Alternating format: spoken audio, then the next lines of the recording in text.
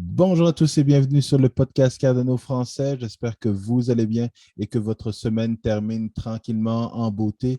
J'espère que vous vous préparez à la fin de semaine ou au week-end qu'on va avoir, un week-end de folie avec plein d'informations, plein d'éducation, plein de partenariats, plein d'annonces sur la blockchain Cardano et sur l'écosystème de Cardano. Alors aujourd'hui, je fais un petit tour de roue de ce qui s'est passé dans la dernière semaine, de la situation où est-ce qu'on en est. Et par la suite, je vais également faire un gros tour d'horizon, dans le fond, de tout ce qu'on peut imaginer, les annonces qu'on va avoir et les informations qu'on risque d'avoir lors de ce sommet de Cardano. Encore une fois, ça risque d'être, ce n'est pas vraiment un sommet de Cardano. Selon moi, c'est un sommet de la blockchain parce que tout ce qu'on va avoir comme information est une information sur la blockchain, sur l'écosystème de la blockchain, sur la vision de la blockchain. Mais encore une fois, c'est Cardano qui lead cette vision en étant une blockchain de troisième génération. Alors, si vous aimez toujours le contenu de mes podcasts, n'oubliez pas de smasher bien fort le bouton like, abonnez-vous à la chaîne YouTube et partagez l'épisode avec le plus de monde possible. Alors, c'est parti avec une rapide analyse des différents charts et juste après, je discute du summit. C'est parti. Alors, comme on voit bien que dans le fond, les différentes cryptos sont dans le vert. Est-ce que c'est quelque chose de passager? Est-ce que c'est un bull trap ou alors c'est vraiment la tendance qui est repartie à la hausse? C'est un peu difficile à savoir et c'est une discussion c'est une discussion qui n'est pas nécessaire d'avoir. Actuellement, ce qu'on voit, c'est qu'il y a 50% de chances que le marché reparte à la hausse et qu'on ne parle plus des différentes news et il y a 50% de chances que dans le fond, on recommence à avoir une correction. Mais dans le fond, ce qu'il faut savoir, c'est qu'il y a 50% de chances et que personne n'a de boule de cristal pour savoir exactement où est-ce que ça va repartir à la hausse ou est-ce qu'on va encore consolider vers le bas. Mais je voulais vous présenter rapidement des choses dont j'ai déjà parlé dans le fond, dans le passé. En 2017, on avait un Bitcoin qui, en début d'année, était aux alentours de 1000 $ et durant l'été, il est monté justement aux alentours de 5000 $, 4800 quelque chose. Mais juste après ça, au mois de septembre, eh bien, on a eu évidemment la chute et la chute qui a remis un doute à tout le monde. Quand on était en train de prédire un Bitcoin à 20 000 $ en début d'année, ben, évidemment, quand il est retombé à 3000 $, ben, les gens ont commencé à se remettre en question. Et encore une fois, c'est pour ça que je vous dis que parfois, j'ai l'impression d'avoir souvent des déjà-vus, des situations de déjà-vu, parce qu'en septembre 2017, qu'est-ce qui était arrivé? Eh bien, c'était la Chine qui avait banni, non pas Bitcoin, mais avait banni les ICO. Donc, tous les projets qui faisaient des levées de fonds et qui demandaient de leur envoyer de la crypto, du Bitcoin, de l'Ethereum, soi-disant parce qu'ils avaient un projet d'enfer et tout ça, eh bien, c'est ce que la Chine a banni en 2013 et en 2017, et c'était toujours au mois de septembre. Donc, actuellement, on parle évidemment de Evergrande, puis tout ça. Les médias nous font peur en disant que Evergrande va justement faire chuter le monde des cryptos et tout ça. Et bon, dernièrement, on sait que dans le fond, la Chine va injecter un montant d'argent dans le système financier, pas nécessairement au niveau de Evergrande, mais au niveau du système financier. Donc, on imagine que Evergrande, même si Evergrande chute, eh bien, il ne va pas emmener justement tout le système financier chinois et qu'il n'y aura pas, dans le fond, une situation catastrophique comme il était mentionné en début de semaine. Donc, on ne sait pas, il n'y a rien d'officiel. On sait que la Chine a donné un montant d'argent, mais il n'y a pas plus d'informations. Mais on sait que dans le fond, juste cette information d'injection d'argent a permis justement d'avoir une petite remontée au niveau des crypto-monnaies. Et donc, comme je vous le disais, lorsque on regardait donc en 2017, on voyait que Bitcoin était retombé à 3000 $ et ça ne l'a pas empêché à la fin de l'année d'arriver à son target de 20 000 $.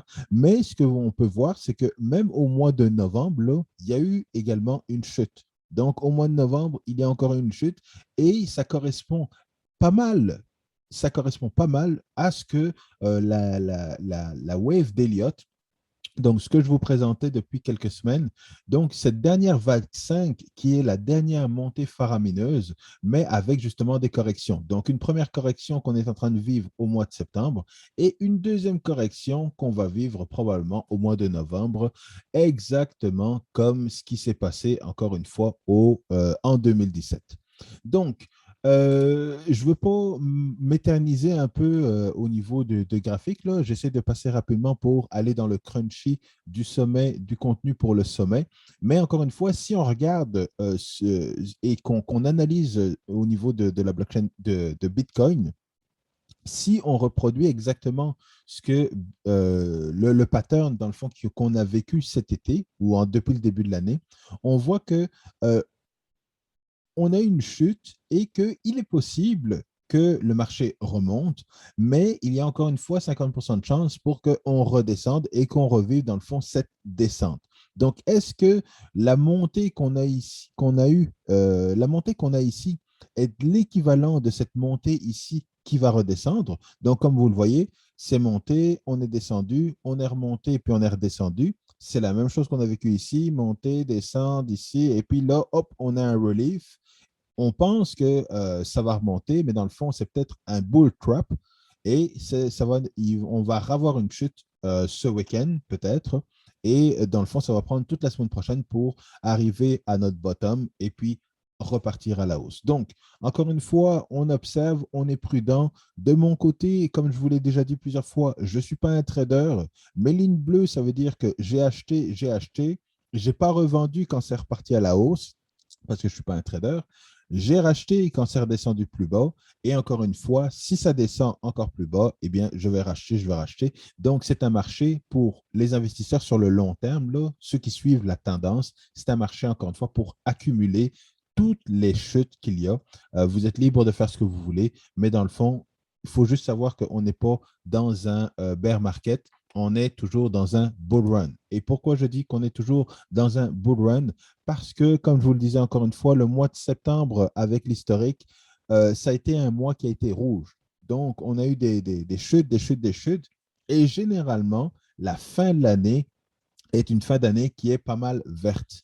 Donc, c'est sûr qu'on a eu 2018-2019 qui étaient des mois rouges parce qu'on était dans un bear market, bien évidemment. Et regardez ici, à partir de 2020, on est reparti à la hausse. Et puis, 2021, qu'est-ce qui risque d'arriver? Ben, la même chose que 2015, 2017, 2015, 2016, 2017. Donc, des fins d'année positives pour finir l'année en beauté. Et je vous le dis parce que je veux vous préparer à ça. Je sais, j'essaie de raccourcir un petit peu, là, mais je vous le dis parce que, encore une fois, à un moment donné, là, on va être dans la FOMO phase, donc la phase de optimiste euphorique, et on n'est pas encore rendu là. Certains disent qu'on est passé par là, puis là, on est dans la compliance, puis on va s'en aller dans un bear market. On n'est pas encore arrivé à cette phase-là. Et si vous étiez là en 2017, là, vous sauriez qu'on n'est pas rendu à une phase où tout le monde se pense être un génie, où tout le monde pense avoir fait un bon coup, où tout le monde pense qu'ils vont devenir riches dans la prochaine année. Mais ce que je veux faire, c'est que je veux vous accompagner, justement, vous préparer psychologiquement et monter tranquillement cette échelle et vous dire, attention, on arrive au target que je vous ai dit, on arrive au target que je vous ai dit. Et quand je vais commencer, pas à vous dire de vendre, mais quand je vais vous dire que là, on est dans la FOMO phase, là on est dans la phase d'euphorie, là, vous allez devoir comprendre qu'il est temps d'allumer votre parachute, je ne sais pas comment on dit là, mais d'ouvrir votre parachute pour éviter d'avoir une chute catastrophique qui va être très déprimante pendant un certain temps. Mais, ce que je veux vous dire également, c'est que si vous croyez en la blockchain, si vous participez justement au sommet de cet été, eh bien, même si vous achetez dans la phase d'euphorie et que vous investissez sur le long terme, oui, ça va faire mal la descente, mais il faut savoir que le prochain cycle va nous amener encore à des sommets encore plus hauts. Et ça, comme beaucoup de monde ou certaines personnes qui sont des anciens, dans le fond, au niveau de l'investissement blockchain, de l'investissement en crypto-monnaie, savent. Parce que, pour vous donner un exemple, moi, j'ai dit à mon père, j'ai parlé à mon père, j'ai parlé à ma conjointe et plusieurs amis, là, alors, achetez Cardano, ça va être super. Et je leur ai dit à ce moment-là, exactement, je m'en rappelle parce que c'est un événement qui a été, qui m'a remis en question d'une certaine manière. À 20 cents, quand le bear market commençait, j'aurais dit achetez du Cardano. J'ai dit à mon père, achète-en. Mon père a acheté du Cardano et là, ça a commencé à descendre. Et là, ça a commencé à descendre. Ça a descendu tellement bas on s'est rendu à 1 centime là.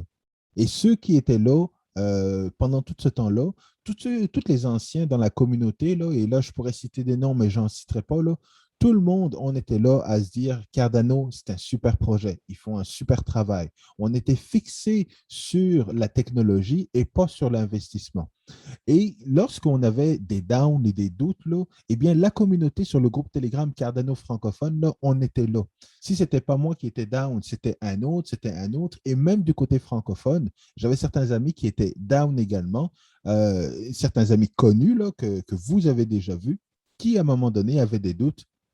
Et encore une fois, on se disait, Cardano, c'est un risque calculé, ils font un super travail, c'est la blockchain du futur. Et c'est une blockchain, pas du futur, mais c'est une blockchain qui va être là, encore une fois, dans 5, 10, dans 20 ans. Et qu'est-ce qui est arrivé? Mon père n'a pas revendu ses crypto-monnaies et je peux vous dire qu'il l'a revendu, pas au moment où je lui ai dit de revendre, mais il l'a revendu à 1,50 ici. Ouais, c'est ça. Donc, il a revendu lorsqu'on est arrivé à 1,50 et je lui ai dit, es-tu sûr? Oui. Es-tu sûr? Oui. Es-tu sûr? Oui.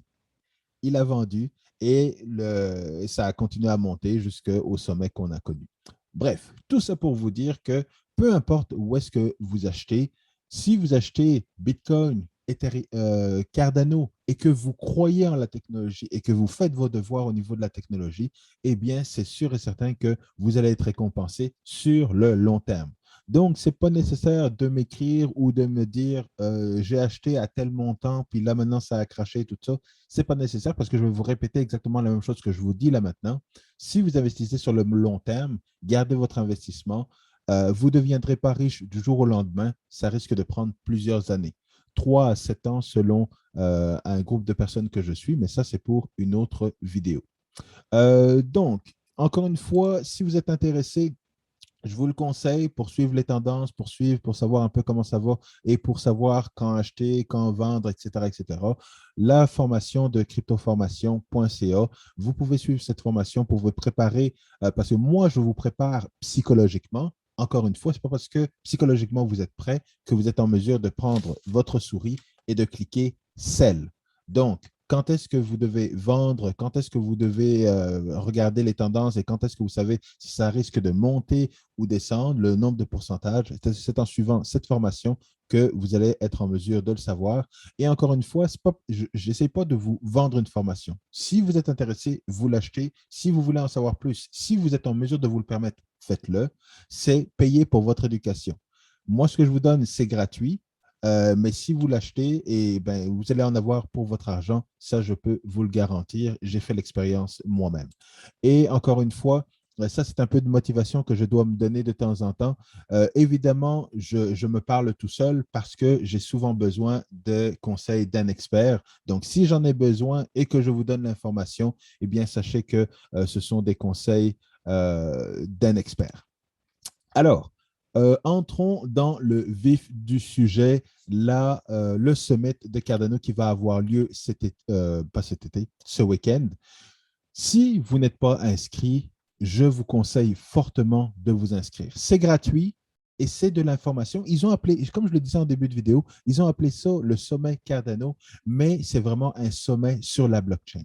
C'est un sommet sur la vision de la blockchain, sur qui va se passer dans les 5, 10, 15 prochaines années. Et pour être transparent avec vous, j'ai bâti ma carrière professionnelle en blockchain basée sur Cardano. Je n'ai pas utilisé le contenu de EOS, de Tezos ou de quoi que ce soit là, mais juste en prenant tout ce que la blockchain Cardano m'a donné comme information, juste en étudiant tous les documents académiques de IOHK, je suis parvenu à un niveau de connaissance qui me permet de vous parler à vous, de parler à des investisseurs, des compagnies, de parler au niveau académique, les universités, et d'avoir un niveau qui est assez supérieur à la moyenne. Parce que si j'étais resté juste au niveau de Bitcoin, j'aurais une connaissance évidemment au niveau macroéconomie, au niveau policy, la politique monétaire et tout ça.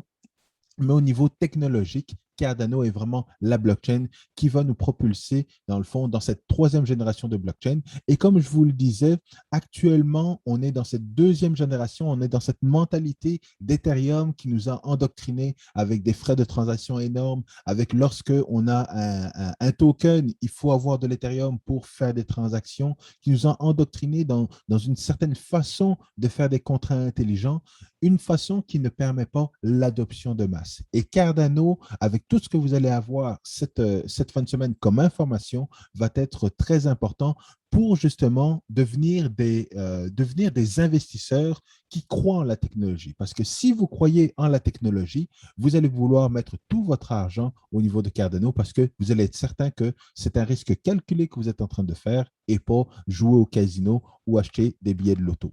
Donc, c'est un gros événement qu'on va avoir ce week-end, basé à 6 endroits différents. Et également, il va y avoir des meet-ups dans plusieurs endroits. Je sais que certains d'entre vous vont assister justement, notamment à Londres et en Allemagne. Et ce sur quoi je vais travailler vraiment cette année avec vous, la communauté francophone, c'est d'avoir plus d'activités au niveau francophone. Donc, comme vous le voyez, en Amérique du Nord, ben, il n'y a pas de meet-up qui va avoir lieu au Québec, que ce soit Québec ou Montréal. Également en Europe, il n'y a pas de meet-up qui vont avoir lieu en France ou en Belgique. Mais c'est vraiment quelque chose que je veux travailler pour le développement de la communauté francophone de Cardano. On est en train de faire des choses qui sont vraiment bien, notamment sur le forum de Cardano. On a une partie francophone, ça c'est vraiment excellent. On commence à avoir communauté francophone très présente et très active au Congo. Donc, en Afrique, c'est le seul endroit francophone où il va y avoir un meet-up et je vais y assister de manière virtuelle.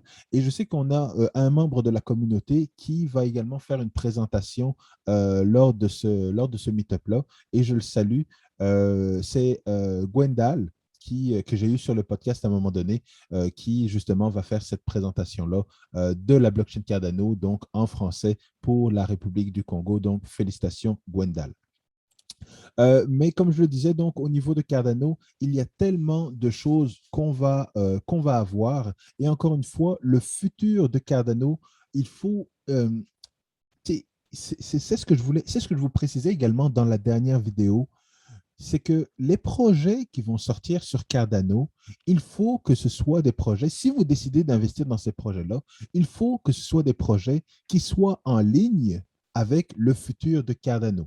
Donc, tout ce qu'on va discuter lors de ce sommet, il faut que les projets dans lesquels vous allez vouloir investir soient justement en ligne avec les projets de la blockchain Cardano. Donc, quand on va parler de stablecoin, avec les démonstrations puis les démos qu'on va voir avec leur stablecoin ou la manière de créer un stablecoin. Quand on va parler de Certified Blockchain ou Certified dApps, Certified contrats intelligents également, donc des contrats intelligents certifiés.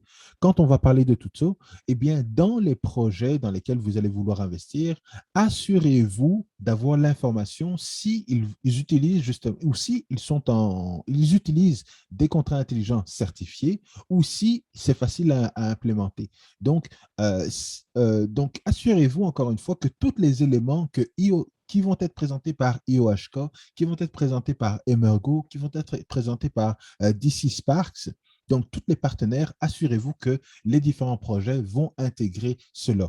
Et un exemple que je peux déjà vous donner, l'interopérabilité, le swap de tokens.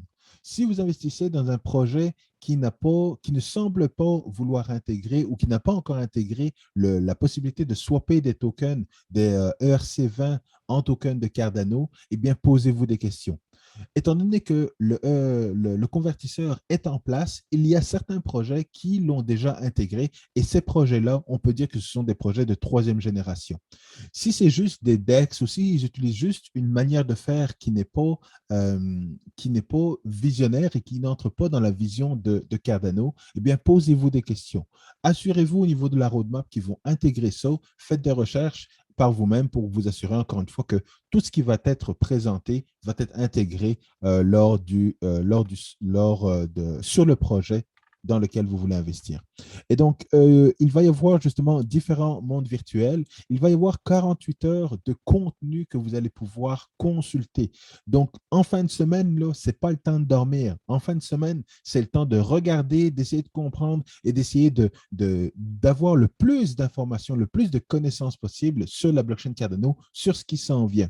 Et faites bien la différence également entre les annonces qui sont là pour justement faire monter le prix de Cardano de EDA et l'éducation, le contenu éducatif sur la blockchain, sur la vision. Parce que c'est sûr qu'il va y avoir pas mal d'informations, mais pas mal d'annonces qui vont être des annonces qui, on ne sait pas si dans 3 à 5 ans, là, si il va y avoir vraiment quelque chose si ça va si ça va se concrétiser.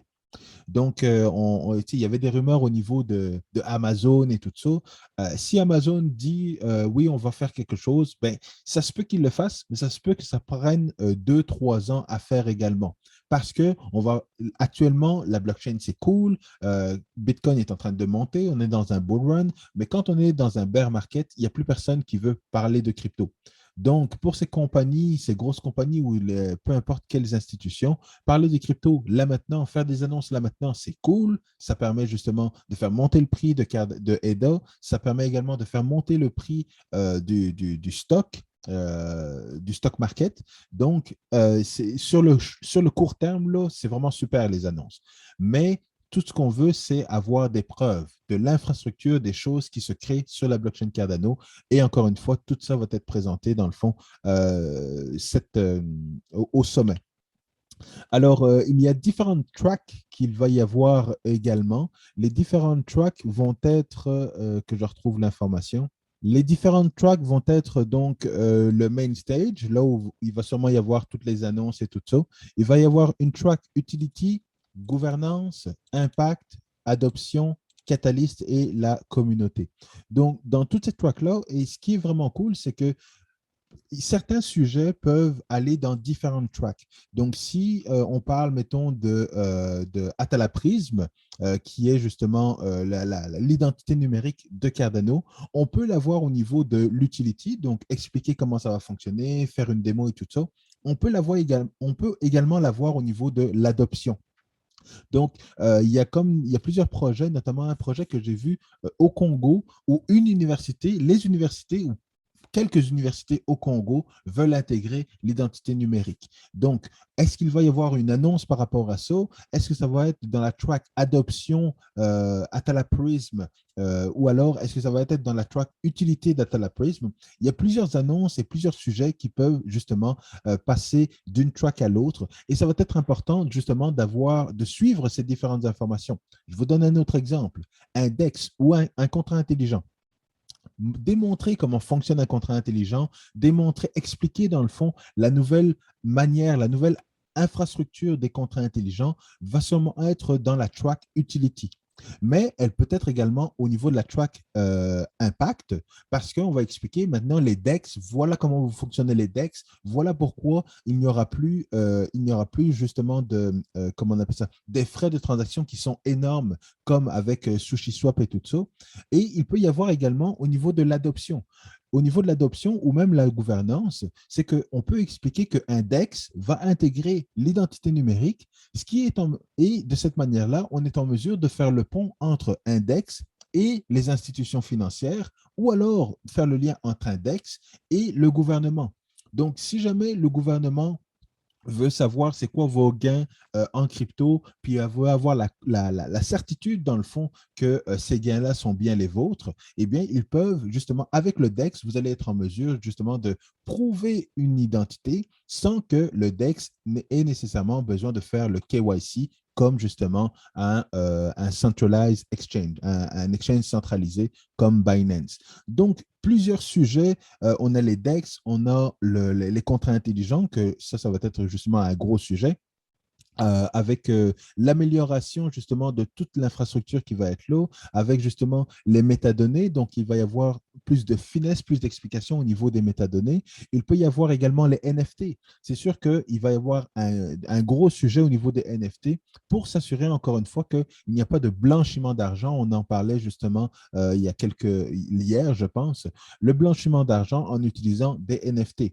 Le Dapp Store va être un gros sujet également avec justement la certification des différents contrats intelligents, la certification des différentes applications.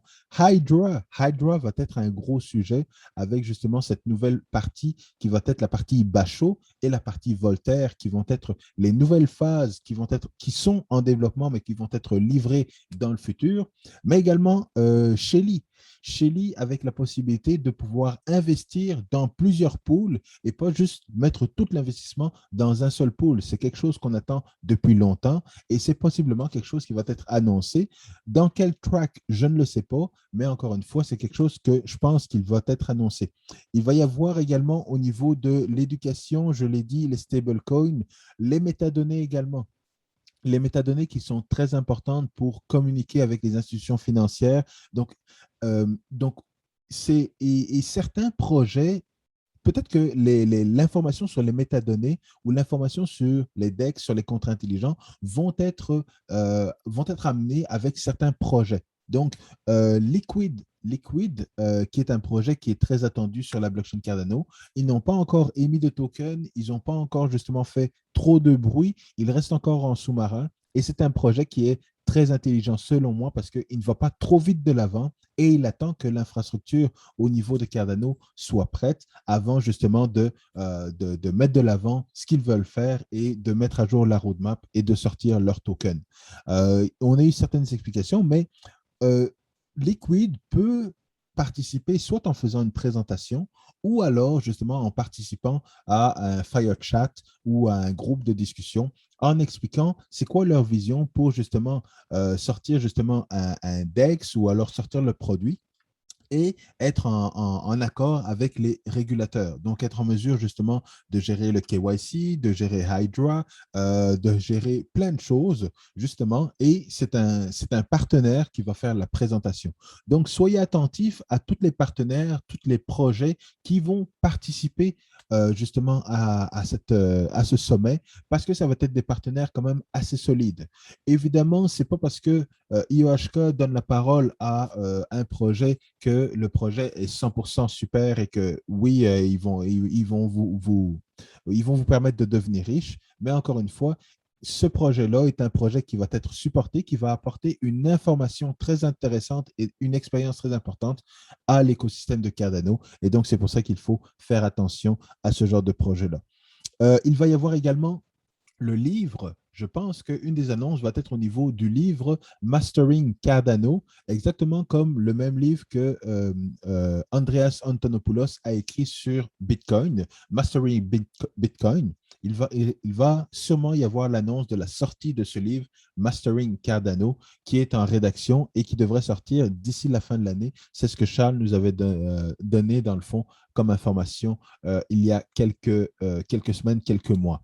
Alors, évidemment, il va y avoir également la fondation qui va nous donner justement de l'information sur tout le développement qui est fait, surtout au niveau de l'Afrique. Alors, je vous l'ai dit, il y a plusieurs meet-ups qui sont faits et qui sont organisés en Afrique et la Fondation Cardano, justement, est partenaire de toutes ces meet-ups-là.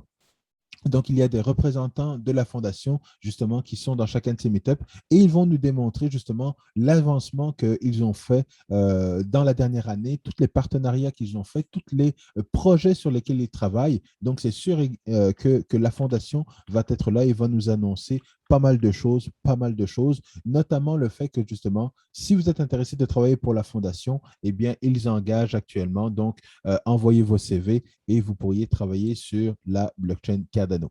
Il va y avoir également Emergo. Emergo qui a la partie académique, surtout en Asie. Donc, on sait que l'Asie est un gros hub et qu'il y a justement, beaucoup de méthodes qui sont organisées en Asie, beaucoup d'éducation qui est faite en Asie.